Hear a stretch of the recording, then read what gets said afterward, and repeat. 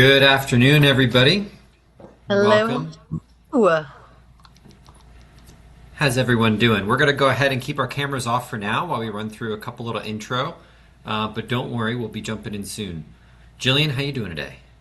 Oh, I am just peachy on this Wednesday. How are you, Bobby? I'm Literally. fine. I'm fine. So we'll go ahead and we'll keep cameras off just for a couple more minutes before we jump into our breakout sessions. But thanks everybody for joining today. Jillian, I think there's a couple things you want to run through. Yeah, a little housekeeping first. If you could please, everyone, make sure you right-click your name or your picture to add your first and last name and your company. We would all love to know where everybody is from. That way we don't have to spend the entire webinar introducing ourselves, right? And that way, when you go into the breakout rooms, we'll all be able to see those things. But officially, Bobby and I are going to kick off with a quick introduction about the EDPA because, of course, this is about EDPA and you and how to build your network. And then we will get into some of the intro questions with our moderators and introduce them. And then we're going to put our mics down and let you guys do the talking because that's what this is all about. It is not a preachy webinar. This is all about conversation and dialogue and sharing. The best way to learn is to talk and learn from each other. So that's what we're here to do today. Absolutely. So this program today is brought to you by the EDPA Future Leaders. We are the networking professionals group here in the experiential marketing industry. We are committed to supporting future leaders through advocacy, networking, and education, like today's event. I'm Bobby Deal with Genesis Exhibits, and we have... Jillian Fafford with Aluvision. So before we jump in a little bit further, we're going to go ahead and have the team backstage pull up the EDPA slides that we've prepared. So for anybody who's new to the industry or new to their company, doesn't know much about the EDPA, we want to kind of educate you a little bit. So who is the EDPA? The EDPA is the leading association for companies that design, build, and deliver face-to-face brand experiences. Since 1954, we've united the creators, fabricators, strategists, and innovators who power the exhibit and experiential marketing industry. The EDPA is recognized internationally and represents more than 300 corporations across 18 countries. What we stand for advocacy, championing the business interests of exhibitions and industry events, networking, connecting industry leaders, partners, and emerging talent, education by advancing skills, insights, and professional growth, and good works, supporting our community through scholarships, outreach, and stewardship. Oh, the mission and who the EDPA serves. One thing that I really love is that little fact. Way back when, this used to actually be called the Exhibit Designers and Producers Association, and as our industry has grown and as the different types of companies, the amount of suppliers and providers that come into this event, where experiential marketing and brand experiences of the customers has really broadened, they changed to the Experiential Designers and Producers Association because they serve so many people, right? Exhibit producers and fabricators and builders, experiential agencies, creators and designers, the producers, the suppliers, the technology partners. There are brand marketers and corporate exhibit team members of the EDPA. And there's even students and emerging professionals that shape our industry's future, right? The reason why this matters is because we can't move forward as an industry without each other. This is all an integral ecosystem where we need to work all together. And I very much love the saying, there's many slices in the pizza pie and there's a slice for all of us. So it's important that we create these connections, build the resources, and drive advocacy that help our members thrive because it fuels innovation, it protects our industry's interests, and as we've seen, it builds a stronger, more inclusive community for us all. Absolutely. So if you're new to the EDPA or new to your company, we're going to pull up the next slide. There's going to be a whole bunch of information. We've got 11 chapters now, if my math is correct. Go Florida, starting up. Yay, you. But here's a great way to get involved in a local EDPA chapter. So we'll leave this here. We're also going to send this out in our post-webinar email recap. So you'll have this document, these couple slides that we shared. And looks like there's some information in the chat going around as well. So if you're new to your company or new to the industry, feel free to reach out, get involved.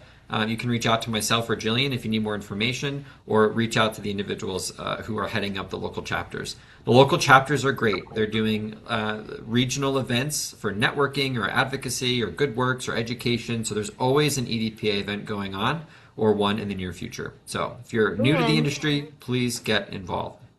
And I'll say too, the chapters, I look at them as a great way to dip your toes into this organization.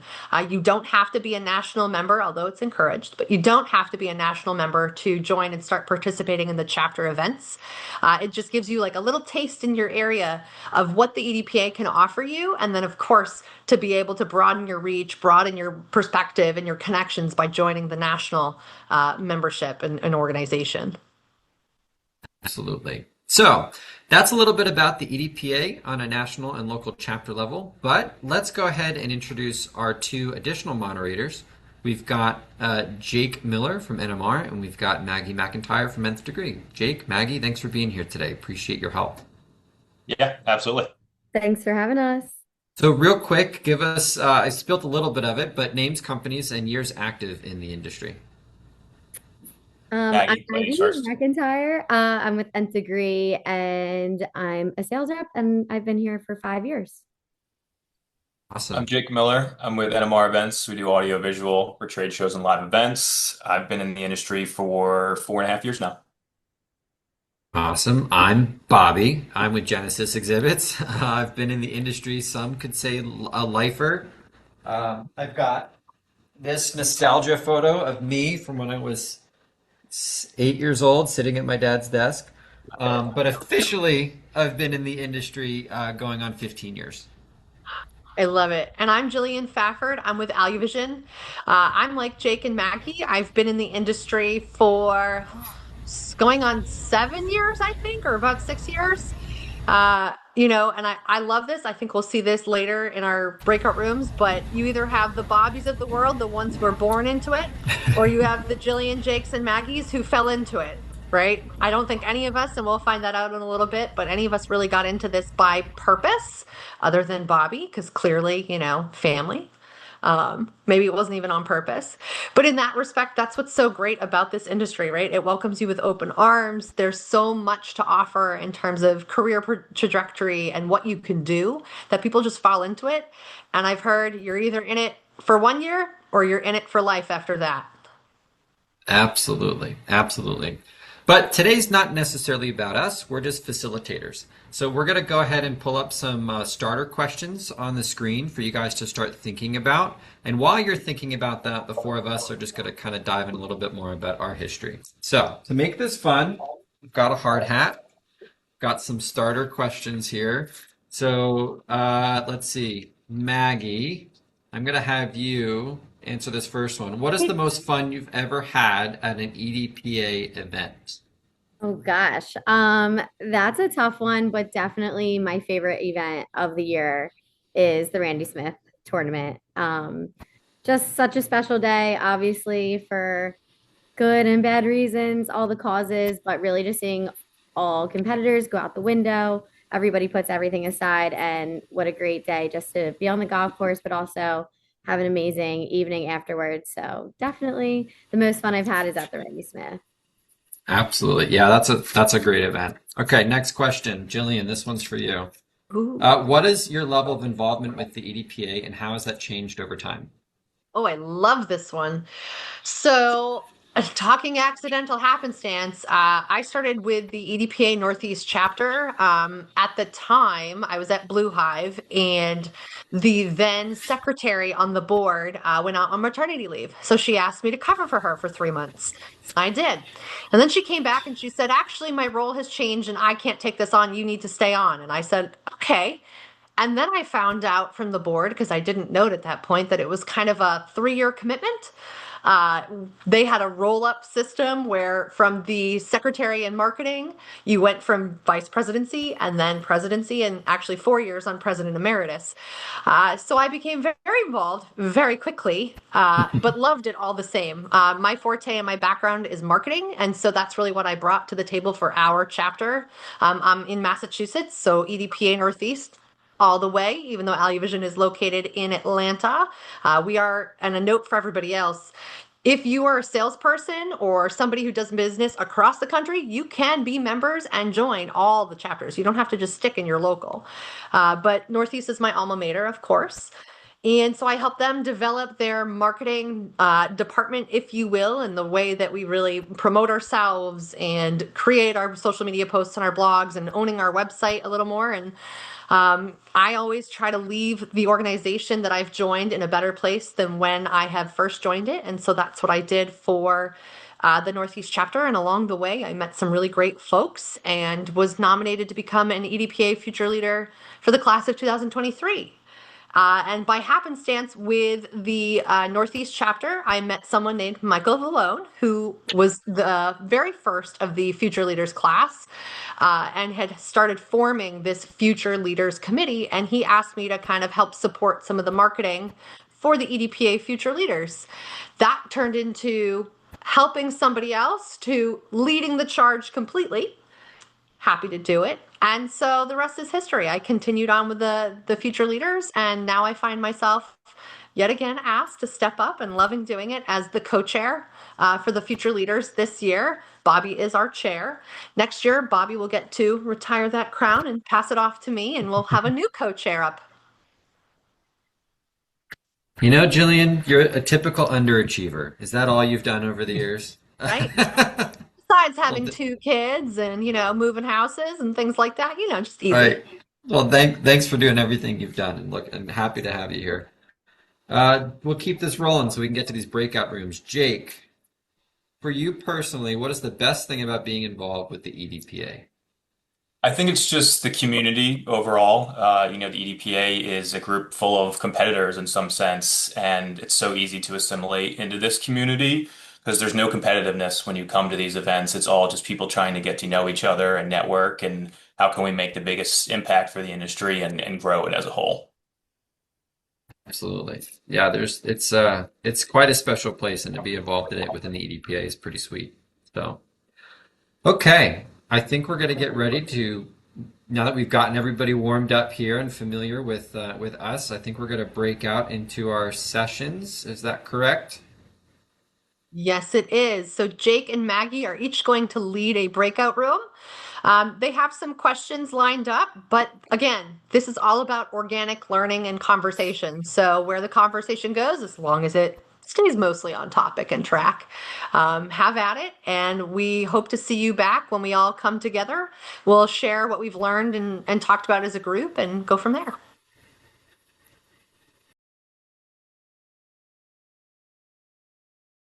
Okay, everybody, you can go ahead and turn your cameras and mics on.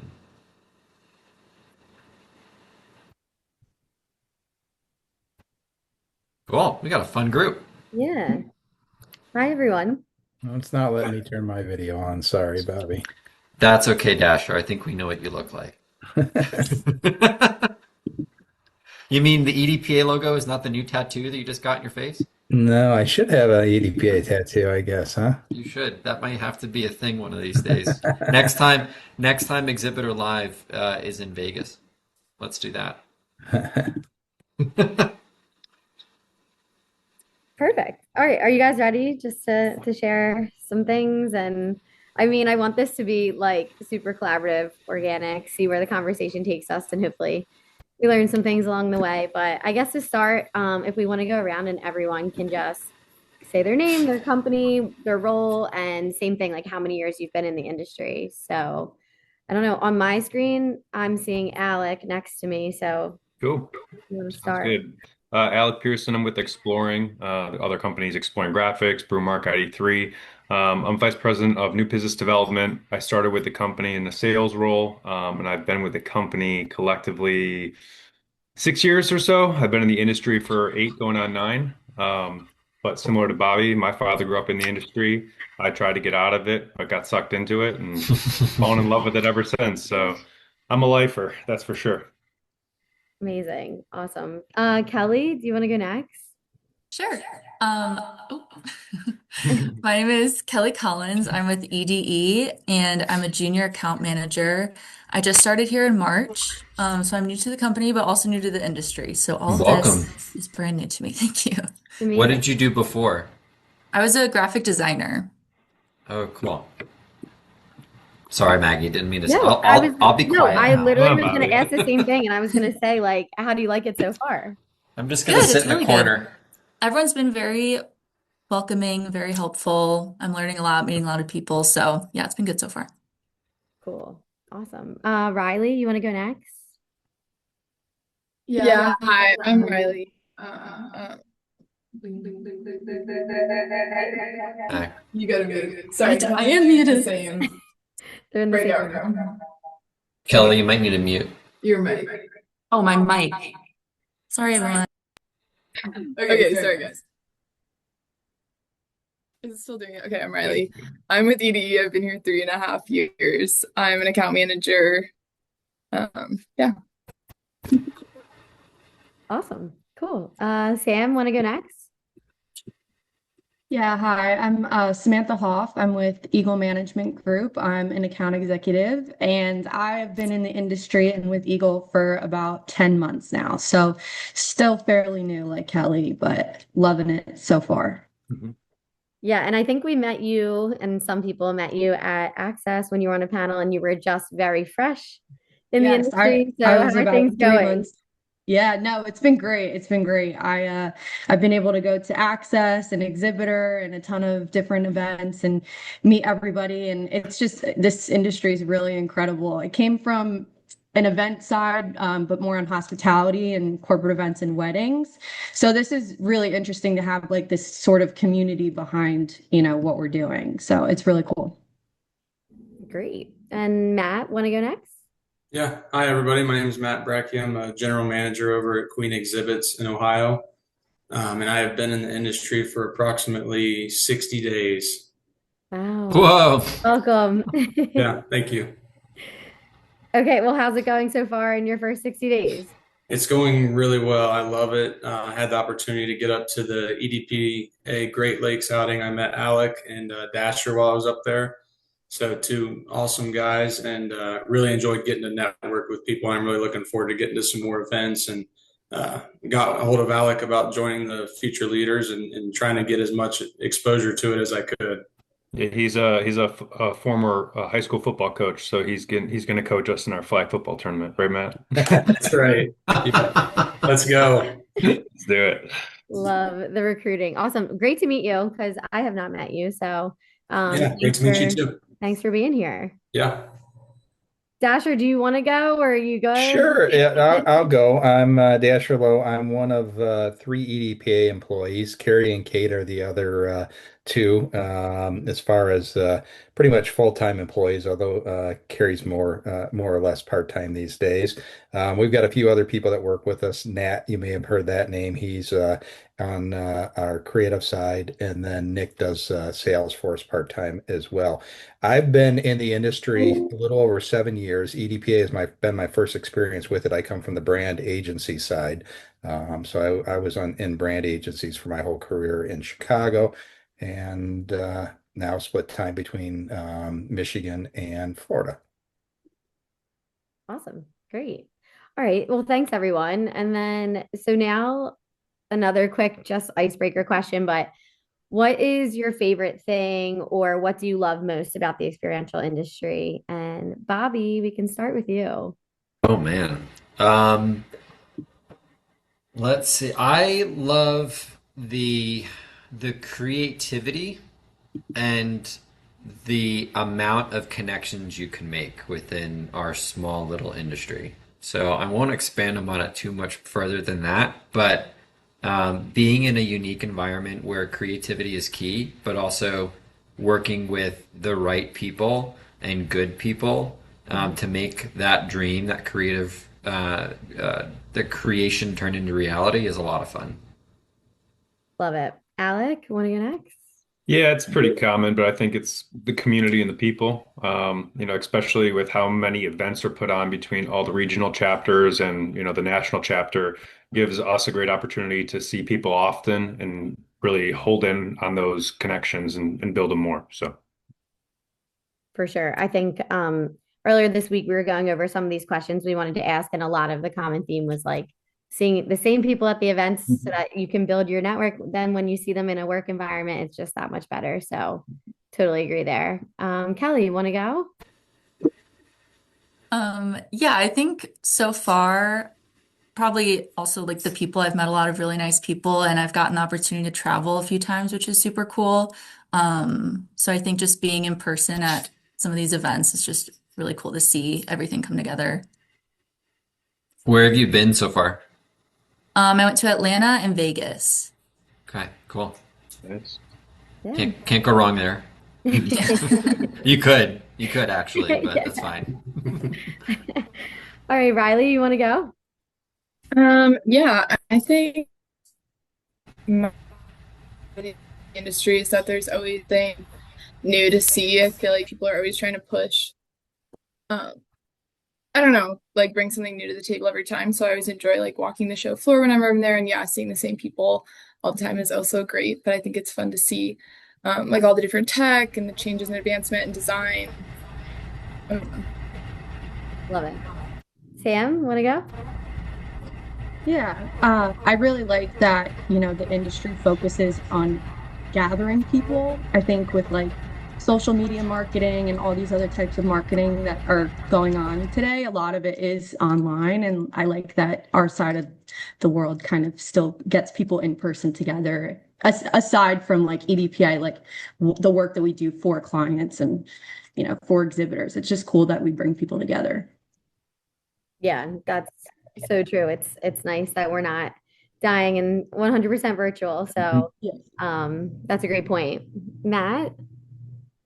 There's a lot of things that I've liked so far. I think I really love like problem solving, which I know is huge in this industry, right? Like, and then when I say like people, obviously the people I've met have been great, but I think what I love the most is how I could just tell there was all these different personality types in the same room, but everybody was still able to just, get along super well, and there was no kind of issues or anything like that. It just seems super natural.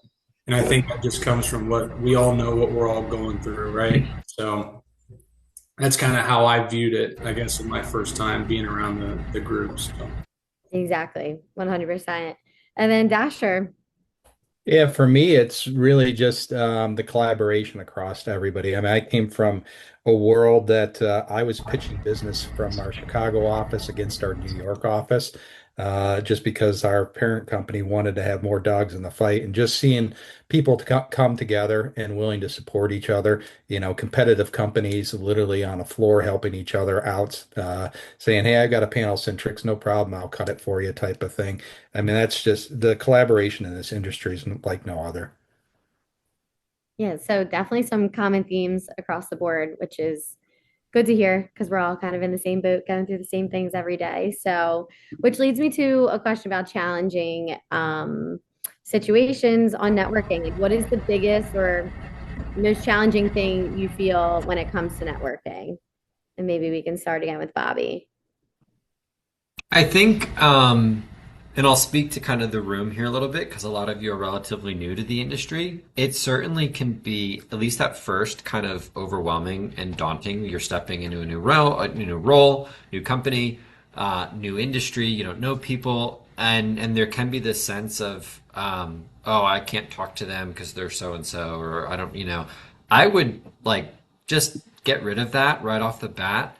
One of the quickest things you'll find if you haven't already is realizing how nice everybody is, whether they're competitors or not.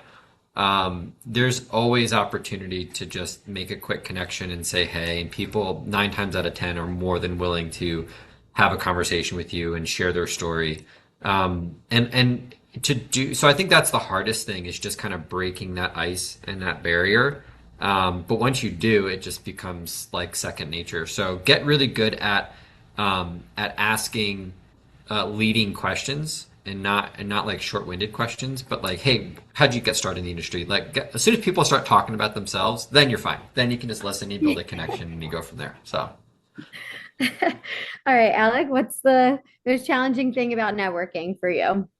Yeah, I'm kind of seeing it right now when I'm working more on the ESCA side, because obviously I know a lot of folks on the EDPA, but going into a whole different association and industry, I don't really know a lot of people. So more of that cold open that Bobby was saying, and just going in, being organic and not trying to force conversation. It's always difficult, right? When there's a round table of people that are conversing, and obviously they all know each other, and you're trying to make a connection, or there's someone there that you really want to talk to. So I think it is being thoughtful in your approach and just being authentic.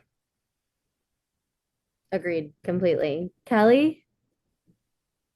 I think I just have a hard time like starting the conversation and like being the one to put myself out there. This is only my second job out of college, and like my last job, I didn't really have opportunities to network. So I feel like I don't even know like where to start or like how to even really do it. So I think just putting myself out there and like starting the conversation is the hardest part to me.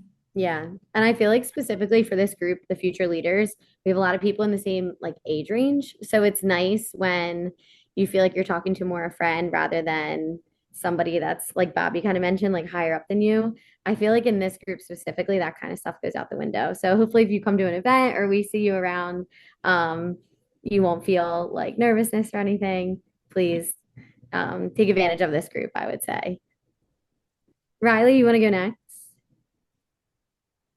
Yeah, I think sometimes I just have like a barrier in my head where I find it a little intimidating sometimes walking into a room of people that I feel like all really know what they're doing, but I feel like I have to remember that everything we're saying, like it's kind of silly because everyone is so nice. It's everyone's favorite part of it is everyone's so welcoming and nice. But I think coming prepared with questions would help me too. Like not that you need to have it rehearsed or anything, but just having some jumping off points. Sometimes I feel like my mind goes a little blank. Yeah, no, for sure. Sam, want to say yours? Yeah, for me, like the last 10 months, I always joke, I think I've met more people in the last 10 months than I have in probably my entire life. So trying to keep it organized and like who I've met, like a lot of it's in my brain, which is great. But like for me, if I ever do an event or something like that, I try to, take the cards, whatever contacts, get connected with them on LinkedIn, like trying to keep it organized right now has been probably the most challenging part, but I think the more time that I spend doing it and seeing the same people, I'm just like, oh, it's Bobby. Like, like now I see the same people over and over again. So I kind of know who everybody is now, kind of. Yeah, I guess I've never really thought about it that way, but it's true. Like you look back in your backpack and you're like, I have 15 cards. Like what, Yeah.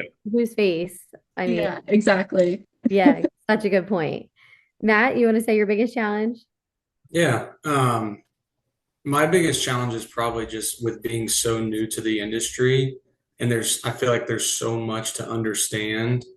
And then there's so many different, whether it's companies or whatever that have their niche. And so trying to make sure you understand like, hey, this so and so is good at this, so and so is good at that. This is where we're stronger here. This person, that kind of stuff to me is kind of the biggest hurdle. Fortunately, I'm like a people person, so I can talk to about anybody. So I'm super grateful for that though, because that is very intimidating for a lot of people. Well, I So if definitely you heard see that. me at an Yeah. event, come say hi and I'll talk and you can listen. Yeah. For sure. I mean, it sounds like you kind of already have done that, which is awesome. Yeah. Dasher? I'll share a example of why you guys, shouldn't be intimidated at all and just go for it. It was Access, probably, I don't know, maybe one of my first ones. And I was sitting with Chris Griffin and a few others that were on the executive committee, and we were sitting around a fire pit. Chris was doing his cigar things as usual. And Noelle Webster, who was new to the industry, popped over, and there was an open seat, and she's like, "Hey, can I join you guys?"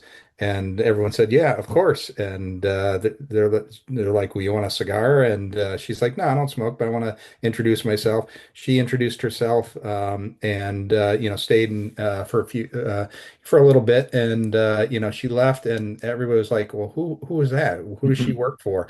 And everyone's like, "You know what? The fact that she just came up to us like that, had the chutzpah to do that and come in and introduce herself, people thought the world of her.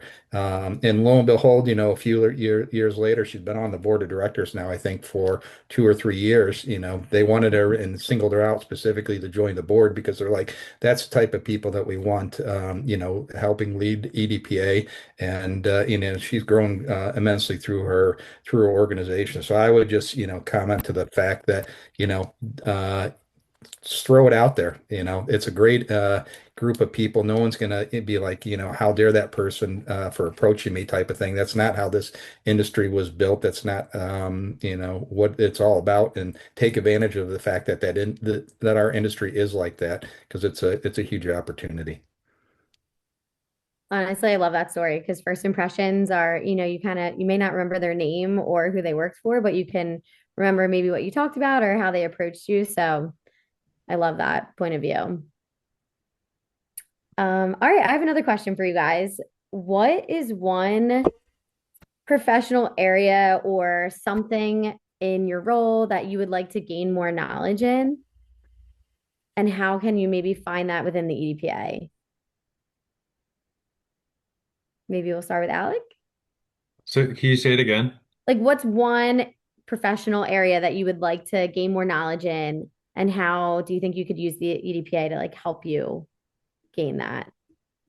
Or if you need Um, to think, take your time, but Yeah, no, I think for me, a lot of what I do is on the front end of things, whether it's supplying flooring materials or graphics or build elements, but not as much when it comes to like trade show build elements, more like environmental.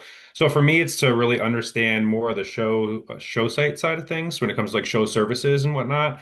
I haven't really had to deal with drayage. I was never like an account manager or account coordinator for an exhibit house, right? I was a salesperson. So really just learning a bit more of that, I think is going to help my skill set and then help me build rapport with my clients.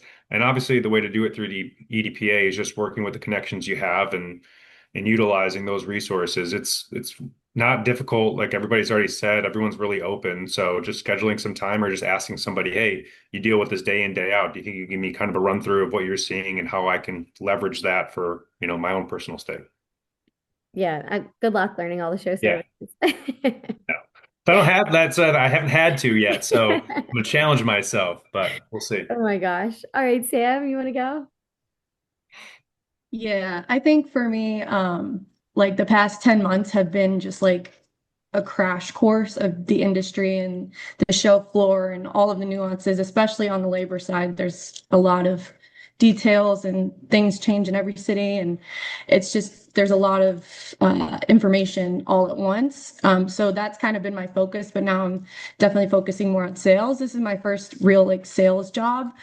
So I think just growing more of like that rapport with the client, knowing when to use certain, skills when you're trying to sell your company, things like that. And I think with the EDPA is obviously every single company, whether it's labor or an exhibit house or whatever, they have salespeople. So, and sales is really like a natural, like anybody can do it and learn it. So I feel like just talking to anybody that's in the roles is will be really helpful. So Yeah, and I feel like as a newer sales rep, it's like it doesn't matter what these people are selling in the EDPA. If you can learn like some of their selling styles and how people talk, just even sitting, going to a dinner with someone, I'm like, wow, I really like the way they, handle themselves in front of a customer. And I try and take notes of like things that I want to be like and maybe some things I don't want to be like. But I feel like the EDPA actually really helps you learn your selling style if you're a newer yeah. sales rep.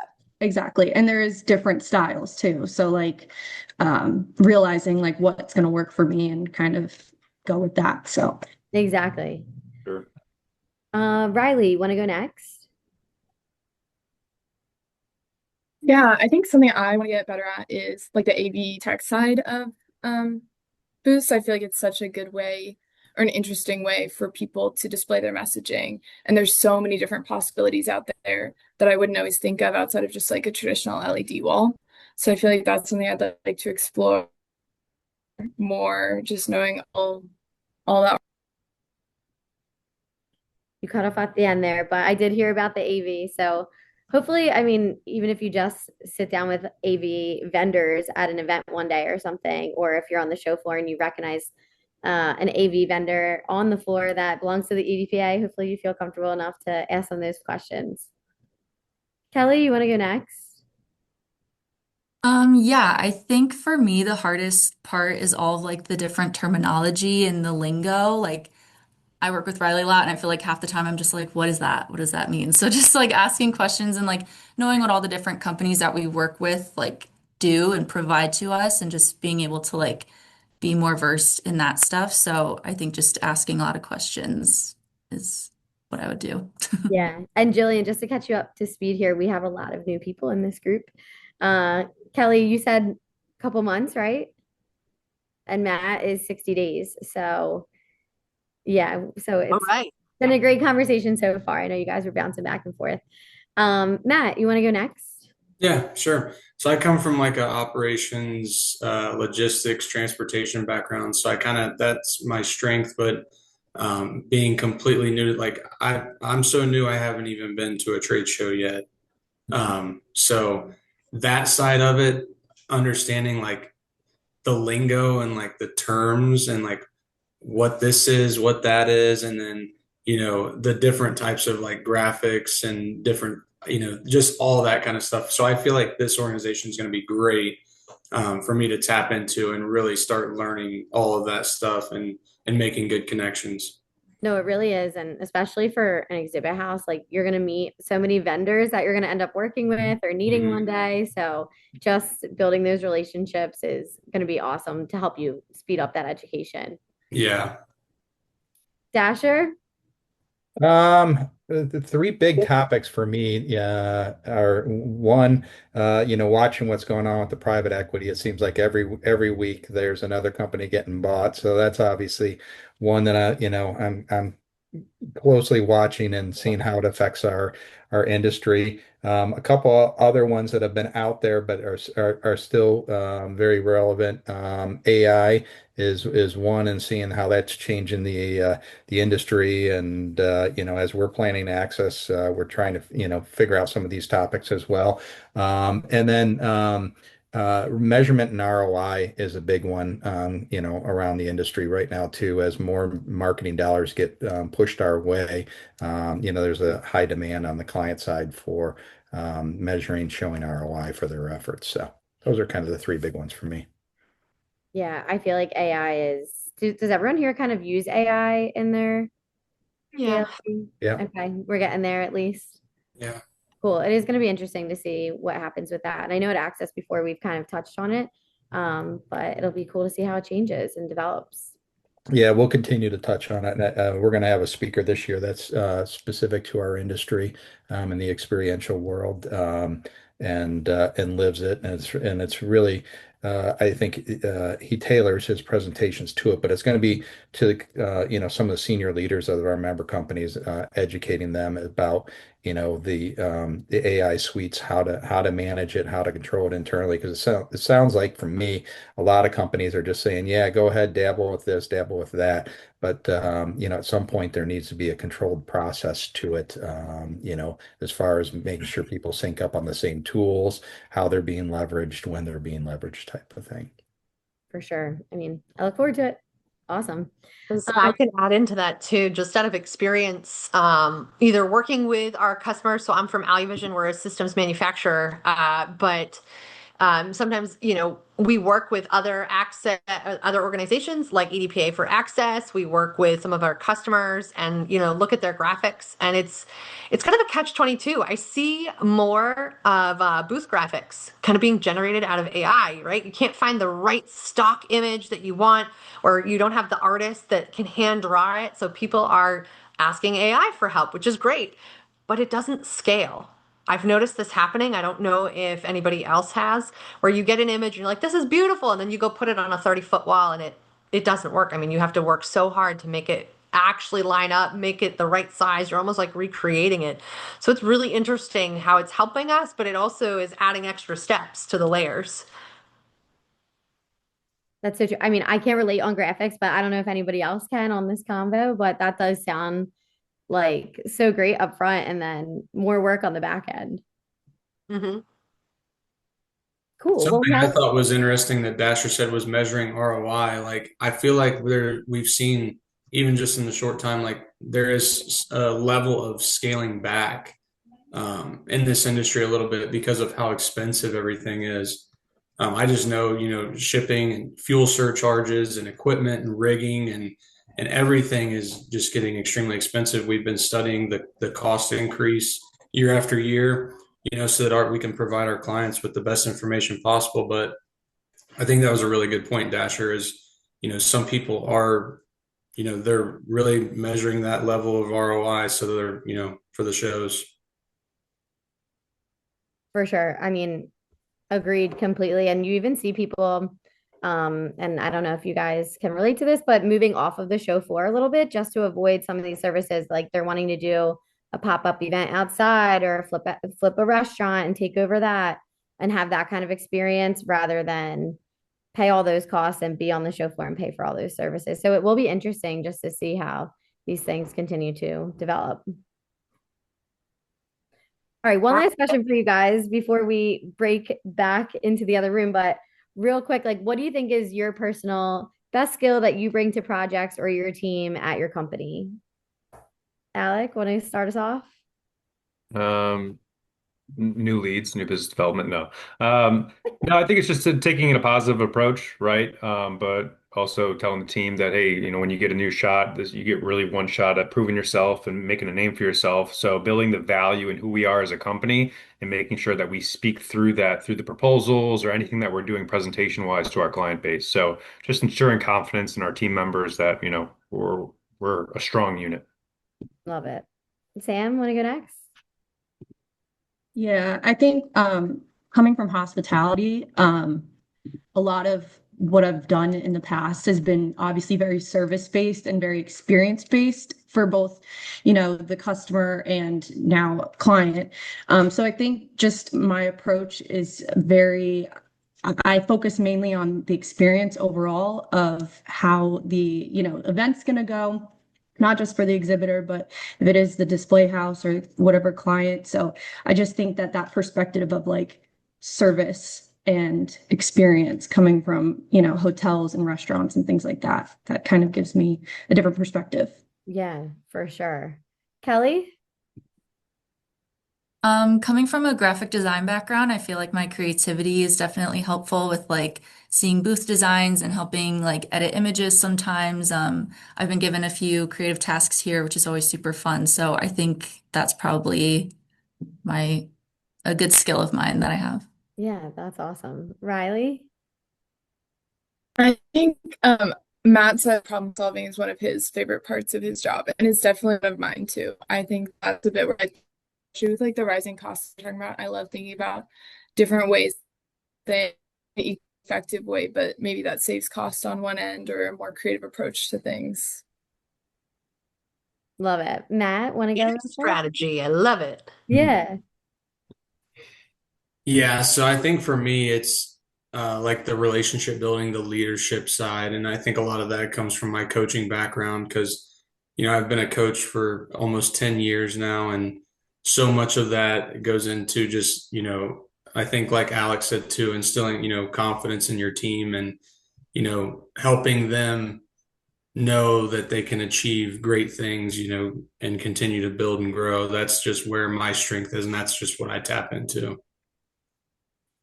Awesome. All right, cool. It looks like we're going to all regroup back and you can all stay on camera because we're going to recap together. So I'll see you guys there.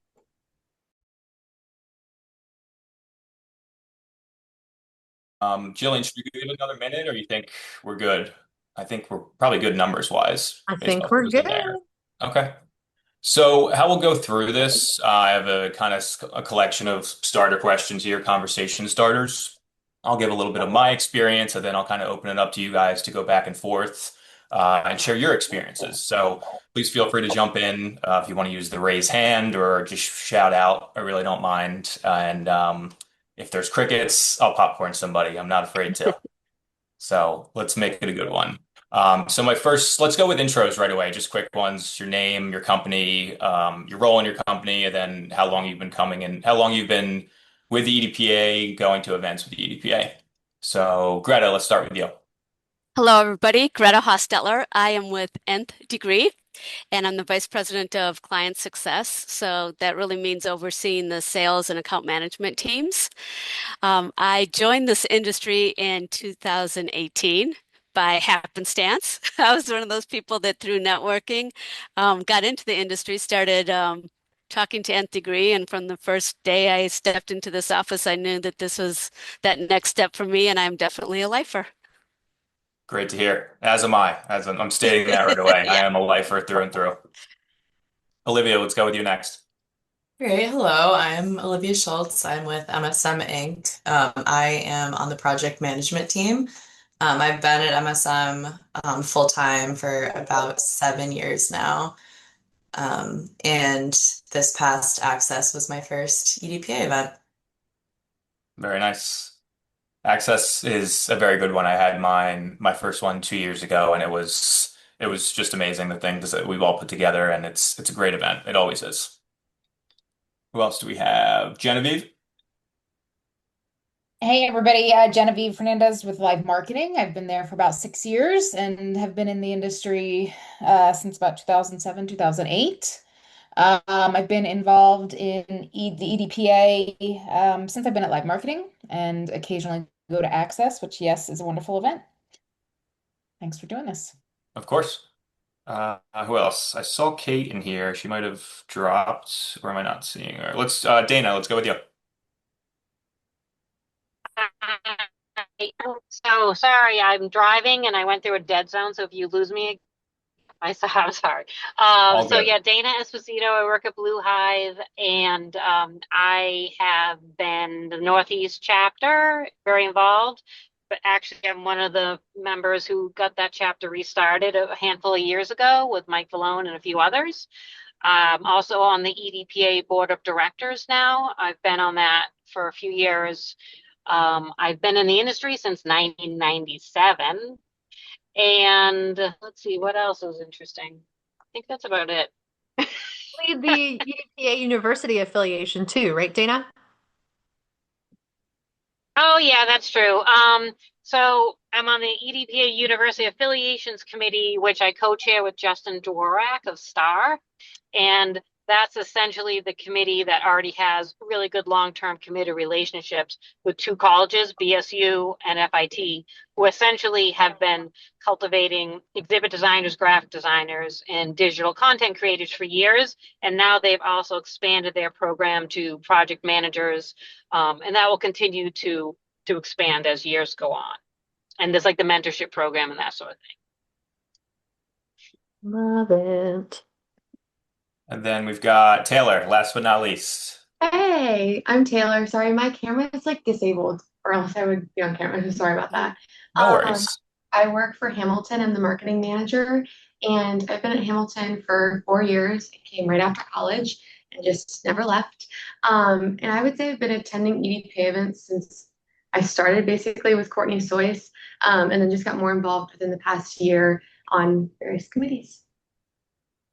Taylor, Great. question for you. Was it an internship or was it like a first job out of college? It was like a first job out of college that I found on Indeed, and then I just happened to interview with Courtney Soyce and Josh Frisbee, and then the rest was history. I love that. I love that. We have a few of those in Alley Vision too that are, right out of college and they've stayed with us or stayed in the industry, and it is really unique, right? You kind of fall into it, but you fall into it first. Myself, my background is marketing and advertising. So it took me a while to get here. I didn't even know I wanted to be in this industry. And then I took what I thought was amazing by just doing video and print ads and then applying it to a 3D space and said, why would I ever leave? This is so cool. Yeah, it's really cool too to like have other people that have started, like you're saying, like as interns or just their first job out of college. Like Josh Frisbee just had his 23-year anniversary at Hamilton yesterday. And so he started at Hamilton like 23 years in like 6 days after I did, which is just like crazy. Or before I did, sorry. You really don't see that anymore. The like people who stay in a company, right? Mostly you have 2 to 3 years is what you see as like the max, maybe that 5. Right. That's really amazing to see that he's stayed. Yeah, it's definitely very encouraging, I feel like, as people coming into the industry as well.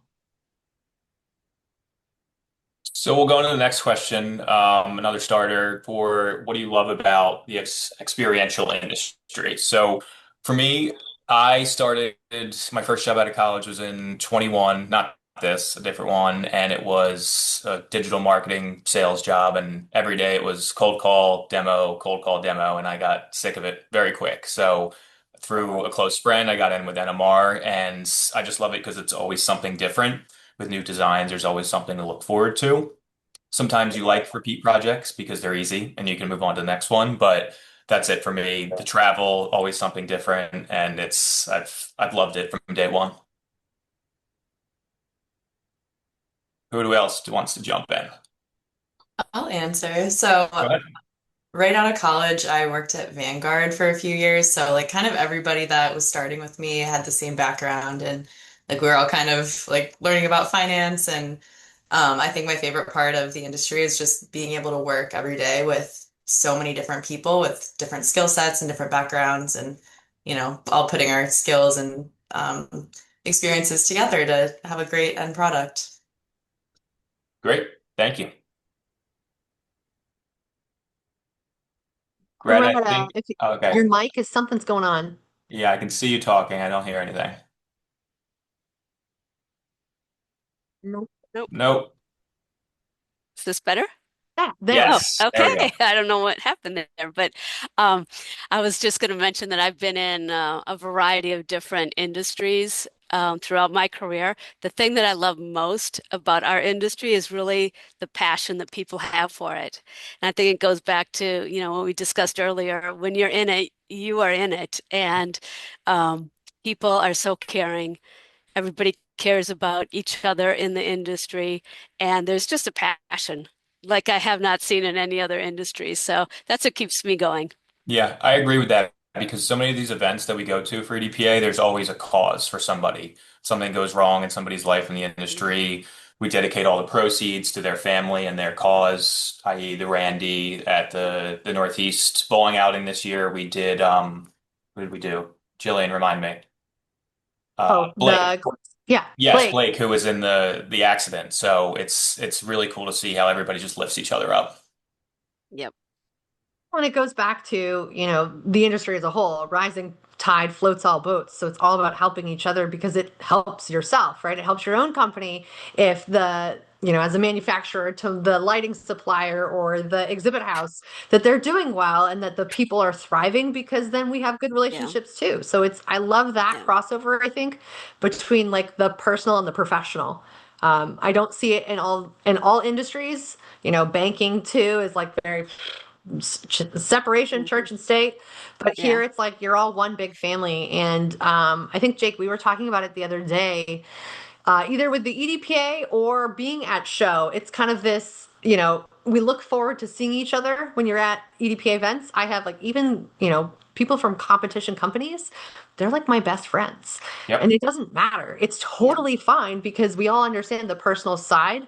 And it's that I don't get to see everybody every day, but I look forward to going to the EDPA events so I can see my other family. Or vice versa. You're out on show floor and you hear your name being called and you look across the floor and there's somebody from the EDPA coming in and giving you a big hug. It's awesome.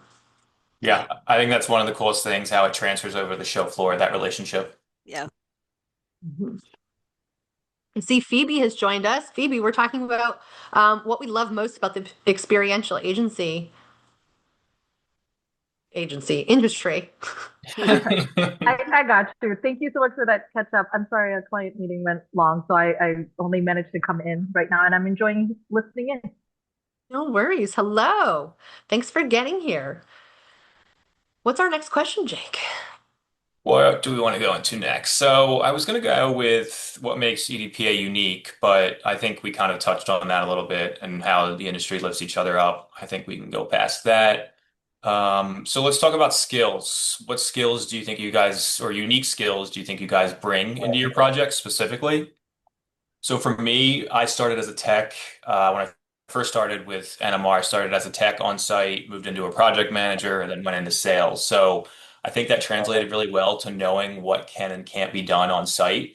Because when someone new comes to this in this industry and I give them advice, I always say, say yes to everything that involves going on the road because that's where you're going to learn the most. That's where you're going to build everything in and everything's going to start making sense. So knowing where to draw the line of where this is a bad idea, this is going to cost us hours on site, and we should not do this. Who have we not heard from that I can popcorn? Da, da, da, da. Taylor, what do we got for us? I would say since my role, I feel like within the industry is a little bit different just in terms of being in marketing rather than on the show floor every day. I feel like a lot of times I can join conversations and kind of bring a different perspective as someone that's not doing the day to day that I feel like a lot of people in my company are. Just kind of an outsider perspective. And I've always felt that way as well with the marketing team at Hamilton. We have people with a lot of tenure. And so being able to look at it kind of, well, I've been at Hamilton for 4 years now. I still feel like it's kind of fresh eyes with an outside perspective, like still going in with like the strategy and the storytelling and how to think about things in a marketing sense, but also kind of from a different lens of someone that's not been in it for as long as other people that I work with. Great. Makes sense. Taylor, I think you hit on a great word, strategy. That's kind of where I come from, the skill that I have, and I apply it everywhere. I mean, from planning my meals for the week and how to get the kids to bed on time, to looking at the shows that we plan for ourselves or how we're helping to reach new customers in our market. What I love most about marketing is that it touches all industries. So it's not like I've ever been stuck in one or the other. And I've worked with so many different B2C, B2B companies where I can apply that strategy first thinking across the board. And it comes in handy, right? Like we all look at something, we're like, oh, ideally this is going to be great. We're going to design it. And then it's like, okay, well, let's think this through, to your point, Jake. Okay, that one thing that we added, that one extra frame that, now we've got it over height. You're going to get into a variance on show floor that you're going to have to get a request for and maybe an extra engineering stamp now. And then all of a sudden those costs go up and your budget is all messed up for that show and you've got to reconcile and pull it back. It's the strategy first mindset. I love that. It's all where I am. I'm a planner, if you can tell. I have to know what's going on, but it comes in handy. Even though we all know in this industry, sometimes you're going to throw the plan out the window and go with what's going on. Absolutely. So what do we have? We have 10-ish or 5-10 minutes left. 10 Jillian? minutes, yeah. Phoebe, did you Okay. want to join in on that? I feel like you unmuted yourself, came on camera, so you could add about your special skill sets. Well, I was going to add that I think I gained a lot of special skill sets, I think, through the industry more so than offered it. Obviously, I'm sure that by osmosis, I'm offering what I can, like from what I've digested from the years being in the industry. But I think I've been able to develop empathy for colleagues that are downstream for me. So because of that, I've put on engineering hats many times so that it's an easier transition for them when I hand over a design to them, or I help cut that decision making short by providing full details as much as I can to an engineer to fill in the blanks. That's just an example. Of course, EDPA also offers a lot of educational opportunities too, but also maybe more on the external influence side. So because of our participation with EDPA, I've been able to mentor other students. So for me, being able to professionally mentor someone else teaches me too. It's a weird, like, if you have to learn to articulate what you do to someone, and in the process of doing so, you learn quite a bit. Maybe even the way you learn or something like that. So more so how I think I've just garnered a lot of skill set and hopefully been able to pay it forward to in doing so. But yeah, that's my 2 cents. Phoebe, question for you. How did you get into mentorship? Oh, EDPA offers that, especially in the design realm, but specifically with our university partnerships, our academic institution partnerships. In fact, Dana on this call, I'm sure she's just what's the word, observing, but she was probably one of the people that started that program. And I'm just very lucky to have been able to join ranks and have seen a lot of the students come through and join our industry. One being recently, joining Hamilton, I believe. It's one of my mentees. So it just makes me smile. I feel it's a rewarding program. So that's basically it's just being part of EDPA. I think by osmosis, people be like, "Hey, you'll be great. Let's do it." I'm like, "Yep, let's go." Phoebe, So was that Olivia? no, it's Isabel. Oh, yes. Isabel Morin. Yes. Although I do know Olivia. Olivia is also excellent. I didn't get to professionally mentor her, but she's excellent. They're both wonderful. So you were invited to become a mentor, or did you like ask and say, I want to mentor someone, can I have a mentee? In my case, I think I was able to foray through invitation, but I think the wait list is long now. So it's actually hard to get to mentor now. It's not like a competitive thing. It's just more a student available, like how many students there are. Right. But I was one of the lucky ones who's been doing it for years now. That's incredible. Does anybody else do anything besides, the EDPA chapters like Phoebe? Kind of just interested like in growing the industry. We have Blue Hive mentor no. Blue Hive had an intern a couple years ago, Jake Hinman, who was a BSU student, and he works at Exhibitus now with Phoebe. And we also have started, because we're in Central Mass, there's a high school right next to us, Leicester High School, that started it's a public high school, but they started a co-op program to compete with some of the trade high schools. So last year we mentored a marketing student, and it went so well that this year they asked us to take 2 students. So this year we're going to have a marketing student and a student who's interested in more of like the account manager, account executive role. So they'll actually both be exposed to a lot of similar things in the very beginning. And the nice thing about it is we're letting some young folks know about the industry like 6 years before I even knew about it. Like I didn't know about the industry until 2 years I had been out of college. And so these students will know about it, and they're local. So let's just say they go to college, even if they go to work someplace else for a while, and they're like, you know what, I really liked my experience at Blue Hive. I want to get in that industry, whether they work at Blue Hive or a local competitor. Like we're still helping to cultivate future workforce. I love that you just said that because that's what I wanted to bring up is I future was going to bring that up as well. for me, and then I will leave it and I'll fade into the mist because I want to check out what's going on in the other breakout room. But, Dana, it made me think we have a vocational school out this way called Baypath. And I wonder if they would be interested, right, in reaching out and seeing if there's, either a mentorship program or even just like a day in the life and like a shadow program. They absolutely would, Jilly, because when I was at Elevation 3D, Baypath, they already had the guy who ran the shop, Frank Creedemaker, awesome guy. He already had a relationship with Baypath, and I believe Elevation 3D actually had some young carpenters come in and start working there. Some of them who became, industry kind of lifers. And I remember them coming in because they weren't all necessarily carpenter trade specific. I remember them showing like my 3D renderings on the computer, talking to them if they were interested in design. There's, 3D design, there's graphic design, there's graphic production, there's all these different things. So yes, if any company, especially local to where Jillian and I are, they know about our industry, but I'm sure they would welcome additional relationships. I will leave it there as, we have future workforce and future leaders, and it's a real nice marriage between the two of them. The young generation helping find the next generation. I think it's so important and something that our generation really needs to take the torch on. We all saw what happened with COVID with the Great Resignation, and there are some big shoes to fill. So let's get some big old people in there. That probably came out really terribly wrong. I'm going to leave now. You're fine, We Jillian. knew exactly what you meant. Don't worry about it. All right. I'll see you guys. Bobby, how are we doing?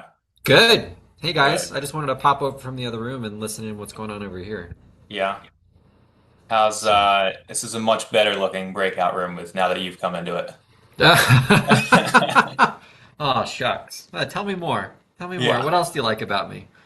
No, nice. Hi, everybody. Like I said, I'm the co-chair or the chair this year for the Future Leaders. So thanks for being here, being part of today's webinar and networking session, really. So where are we at, Jake? Yep. Where are we at?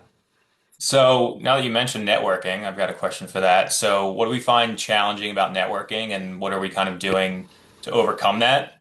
So for me, in terms of the EDPA and networking, being part of that younger generation, when I started going to events 3 years ago, it was kind of intimidating because you're surrounded by a group who all know each other and who have been going to these events for 15 to probably 20 plus years. So I think that's where Future Leaders comes in huge because they're a great resource that kind of pushes us to the front lines and gets us to be a key part of the industry's growth. So what do we kind of find challenging about networking, either when you started or still now?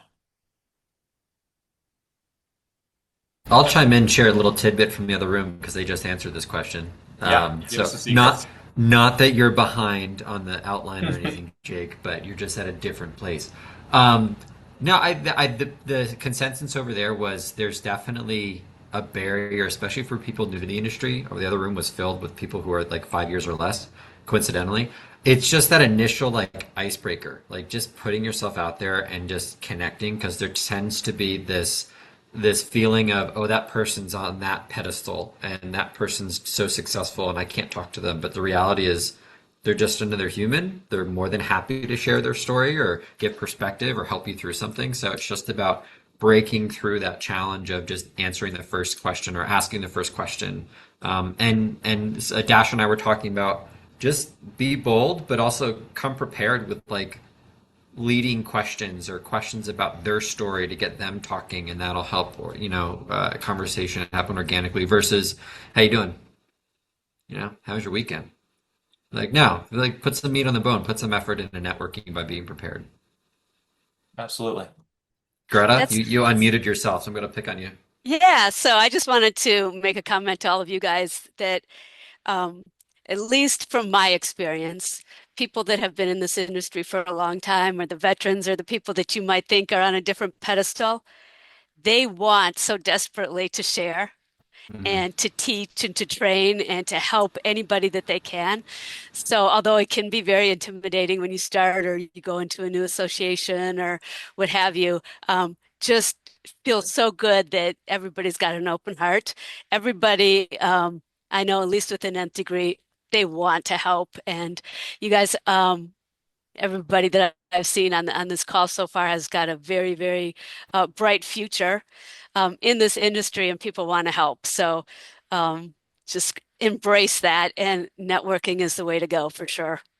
Yeah, I think sending that message to someone who's maybe going to their first event was really huge because it's, like I said, it's intimidating. You're surrounded by so many people who have been doing this for so long, and it's like anything else. It's just putting yourself out there, and Yeah. people are so great about bringing you into Yeah. this community, Yeah. which you notice really quickly. Yeah. And I'll also say the stories are incredible. This industry has Yes. so many Yeah. wonderful, fun stories. So if you don't know how to break the ice, just ask somebody about their experience or a show or something fun that they did, and they will have an answer for you. Yeah, Absolutely. I've been doing this 4 years now, and I already have so many. I have people standing on forklifts in San Diego and a Union City, which was just a horrible idea, and of Yeah. all cities, and just so many more. Yeah, there are some good things going on. So, But that's what we do. We stand on forklifts and we get the job done. yep.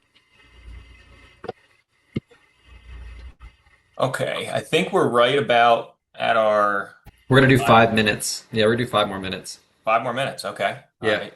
You're challenging me. Yes. What can we do with 5 more minutes? Um, let's go. Where is this one Let's. question? How about this? How about let's spin off of what Greta was just saying. What's a fun experience somebody you've had in this industry, or what's an all-time high, or that dream project, that crazy project that you feel really proud of that you go accomplished or were a part of? Yeah, I like that. Phoebe, I'm gonna pick on you. Hi, Phoebe. Hello. Sure. Oh my goodness. I think when I first started, it felt like I would never leave rental, because that was the state of the the industry at that point.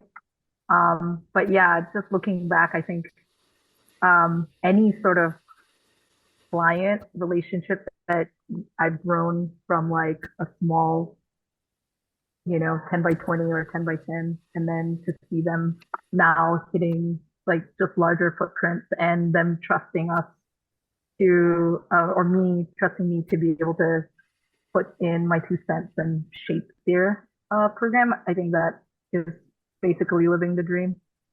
Uh, it's hard work because it comes with other things, right? Like, not just, I wish it was just drawing, but it's sharpened me in different ways. Like, I've learned to think like an engineer, like I was saying just before you joined. And that's just skills garnered. So I think, yeah, any sort of project that is super custom that a client has just been willing to invest in and say yes to, has been a dream. Awesome. Olivia, how about you? You've been quiet since I've been on. Yeah, so I guess like Bobby, like I've kind of like grown up in the industry a little bit. Like my mom's been in it my whole life. So I kind of started out on the finance side of our company. So my understanding of like what actually went into every project was like That's a scary place to be. low. It was very Yeah. scary, yeah. Um, but the last few years, I've been on the project management team, so it's just been extremely rewarding to actually, be involved and, um, being able to work with all different departments and see the projects come together and actually play a part in it. And this past year, we built a really cool custom booth for Poppy, which I feel like is a very fun, Love exciting. Poppy. Yes. Yep. So I think that was probably the coolest project that I've worked on to date. But I would say in general, just knowing about the industry my whole life, but then now actually being involved at a place where I get to travel to shows and be a part of the projects from start to finish instead of kind of on the backside of things. Super cool. Genevieve, you have a favorite project you've worked on over the years? Oh, my favorite project would probably be when I was at another company, and it was my first, was with Zarnowski, and it was my first dipping my toe into the auto world and the auto industry. Cool. And it was a Toyota Lexus project, and just learned so much from it. It was fairly earlier on in my career, and yeah, it was just a great out of the box project. So. Thanks, Dana, for joining. Sorry, I just saw your note. That's really cool, Genevieve. Jake, how about you? I'm picking on you now. I'm flipping the script. Flipping the script, dream prod or best project. We did at CES the LG booth. This was CES 23, I believe. And they had the booth that was right in front of the entrance of the central hall. Oh, And they cool. had two huge walls, and we had rigged 8 or 10 projectors in the truss, and it just shot straight down onto their two walls. And their booth, they bring everything over from overseas, and it was just an incredible booth, top to bottom. We also had another projection room in there, but that project was specifically tough because it was working with a Korean agency, and there was a language barrier Hmm. all the way through. Our client brought over a translator who was like a 14-year-old kid who he ended up like firing the translator, which was just like crazy because he thought like the translator was on our side. There was some back and forth going on, but it got really crazy, but the end product was just unbelievable. That's And it wild. was also my first CES, so that CES as a whole was just awesome. Absolutely. Yeah, CES is a monster. Well, we're Yes. going to go ahead. We're going to prepare to get back together as a full group. We're going to share some insights shortly. So just hang tight as they beam us up, Scotty. Thank you, everybody, for your participation. Thanks, Jake. Yeah. Thank you.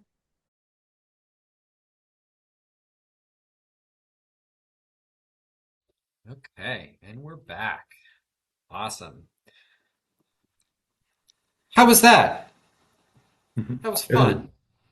That was a thing, and we did it. Look at us go. Did I lose Jillian? Nope, there's Jillian. I was about to say she left me. I'm all alone. She's here. There she is. Hi, Jillian. Hello. Just took a second to Um, load. yeah, everybody, if you want, yeah, keep your cameras on. This is going to be a little fun at the end. So we're going to kind of just share little tidbits from what we heard in the breakout rooms. So we're going to ask Jake and Maggie to be prepared. So what's one cool thing you learned about your group in the skills that you guys have or in the conversations that you guys have had so far? Um, Maggie? yeah, I'll start. So, just on the topic of networking, our group kind of talked about three key points. Like, one, going to events, being new, and coming prepared with questions, like actual questions, starter questions to ask. We also talked about staying organized after a networking event, receiving a bunch of business cards or information about people and trying to find the best way to remember who those faces were or how to pinpoint what company they worked for and things like that. So staying organized after. And then in our group, we had a lot of people that were relatively new to the industry. So they felt like being new and trying to understand what each company does, the EDPA will kind of help them network better, to understand what vendors they're working with and what each company truly does. It's one thing to meet people, it's another thing to understand why networking is important with them.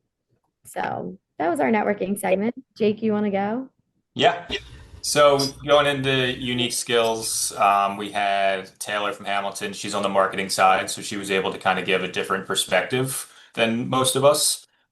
Phoebe from Exhibitus, she talked about mentorship and gaining skills over time from colleagues. I really resonated with that because my thing with this industry is when you need to know when you know don't know something and find your resource on who to answer that question for you and not be alone with it. And then we had Olivia. She talked about switching roles from the financial side all the way over to project management and kind of seeing everything from start to finish now instead of just crunching the numbers. Cool. Okay, well, I'll also talk about just our professional skills.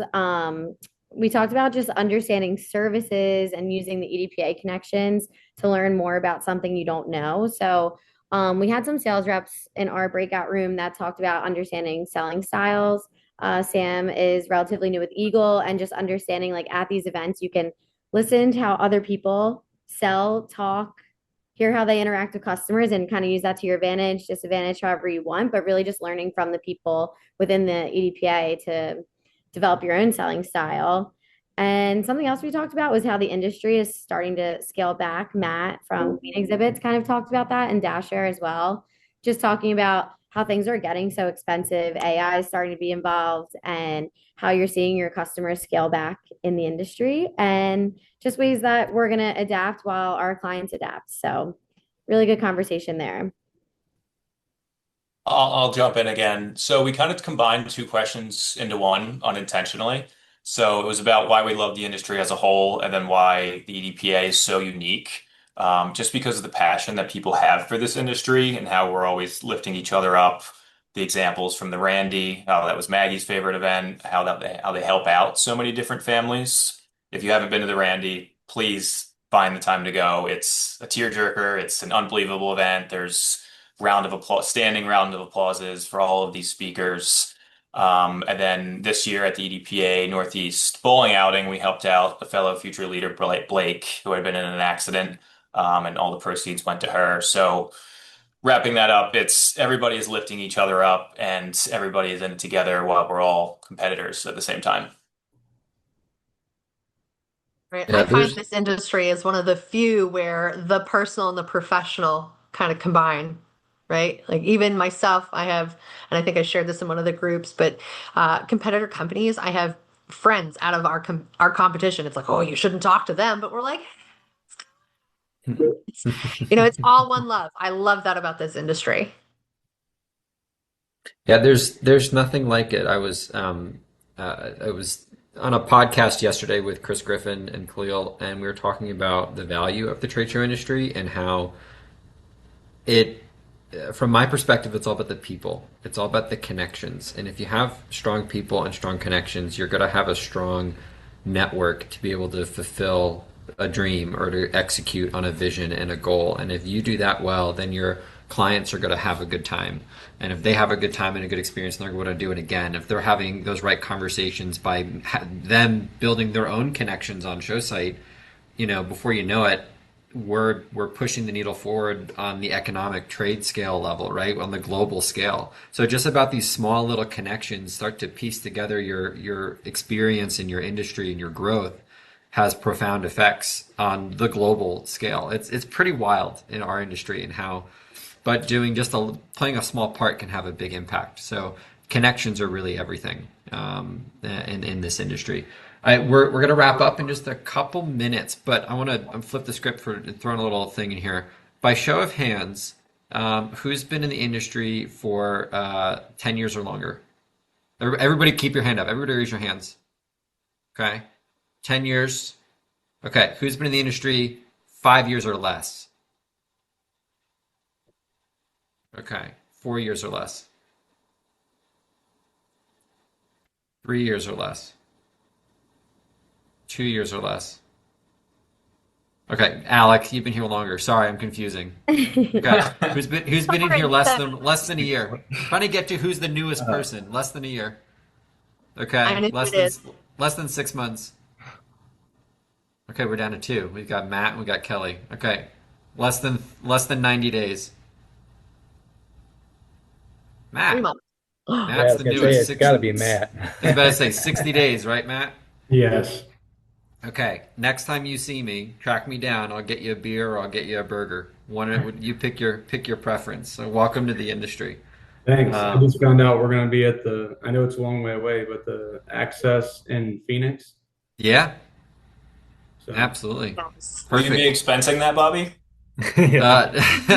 Heck yeah. That's right. Daddy didn't give me a company credit card for nothing. Yeah, well, that's great, Matt. If I don't see you before then, definitely while we're there. Yeah, absolutely. Cool. I think we'll jump right into our final wrap up, Jillian. Anything you want to add from here? Really that learn what you can from anywhere you can find it, right? I think there was somebody who had hit on it of listen to the conversations around you. And I've heard this from mentors above me, from colleagues at my same level and peers below, that you never know where you're going to learn the information, and keep your ears open. You're working with somebody on another project and go, oh, I picked that up and I really like this idea. Okay, let me take this over here. And then all of a sudden you're spiting it and sharing it with somebody else. Or you're just having a conversation with someone and the way that they're wording things, you kind of pick up on like, oh, I like that spin. I like this piece of it. I think it's all about, again, the EDPA brings us together across the chapters, across the national events, not just to showcase off to each other, but to talk and learn. And that's really, again, what this webinar was all about, is talking to each other, hearing each other, learning from each other, and being able to pass it on. I'm all about pass on the future forward. Absolutely. Absolutely. Well, thank you guys for joining us. We've got, somebody else want to say something? Dasher, was that you? No. No? Okay. Speak now or don't. Pop quiz. Who knows what drayage means? Hey, you mean drayage? Right? Have you heard of drayage? Yeah. Dress Get it up. that all the time. That's right. It just means Voldemort. Exactly. I love that. Oh my God. He must not be named. That's right. If you haven't already, please follow the Future Leaders on LinkedIn. We'll be dropping that link in the chat. There's also our links for us moderators if you want to connect with us on LinkedIn if you haven't already. Quick shameless plug for the Future Leaders. We are having our first ever co-opt networking event in person just before the Chicago Randy and the EDPA Midwest baseball game right before that. So July 26th, we're going to have a brunch networking at 11 a.m. There's going to be details out about that in the Chicago area. So if you're around, if you're going to be at that event or be there, we'd love to have you there. We'll do a little networking with our fellow ESCA members and our ESCA counterparts, the Rising Leaders. So we're looking to get those two groups together, or if you just want to come join and meet, we'll be there in person. And I would encourage everybody to support the Midwest chapter by joining for the baseball game, and then the next day being there for the Chicago Randy, and then following after that the Exodus Awards the next day. That the following evening. So all that information's out there. We'll get that out. So look on LinkedIn. We'll be promoting all those events, promoting our in-person networking event that we're looking forward to at the end of July. But I think that's it. If you want to get involved, again, we're going to send out information and the email recap of all the local chapters. So again, if you're new to the industry, new to your company, get plugged in, or just ask a coworker, how do I get plugged in with the EDPA? There's plenty of events that we've talked about, both in person and virtual. So I believe that's it. Without further ado, thank you, everybody. Thank you, Jake. Thank you, Maggie, for facilitating the conversations. Jillian, as always, it's a pleasure. And that'll be it. Thanks, everybody. And special shout out to Michelle Davis and the live marketing team for producing this for us. Thanks, guys. Yeah. Awesome. Thanks, everybody. Appreciate it. Thanks for joining. Thank you all. Great Enjoy to the meet rest of your everybody. Wednesday. Thank you. Thank you.